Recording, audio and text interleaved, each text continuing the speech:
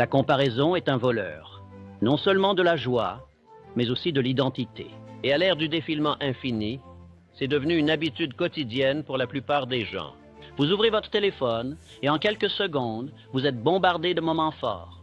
Le succès de quelqu'un, la beauté de quelqu'un, le luxe de quelqu'un, la vie parfaite de quelqu'un.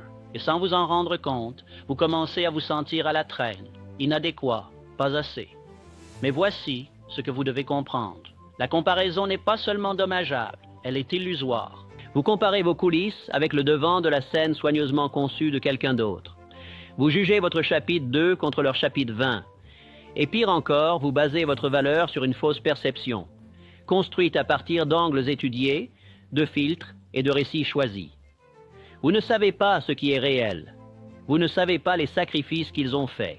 Tu ne sais pas ce qu'ils cachent derrière le sourire. Et pourtant, tu laisses leur image définir ton progrès. Ce n'est pas juste pour toi.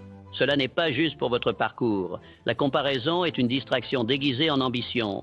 Cela ressemble à de la motivation, mais en réalité, cela vous éloigne de votre chemin.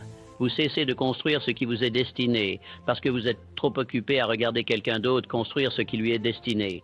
Vous perdez votre originalité en essayant de copier un modèle qui n'a jamais été écrit pour votre vie. Et voici la pire partie.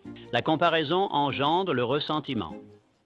Ressentiment envers les autres, ressentiment envers vous-même.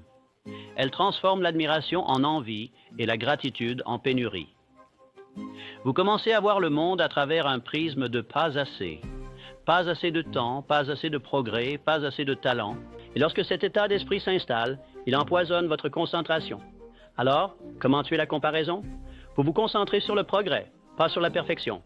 Vous mesurez vers l'arrière, pas sur le côté. Au lieu de demander « suis-je là où ils sont ?»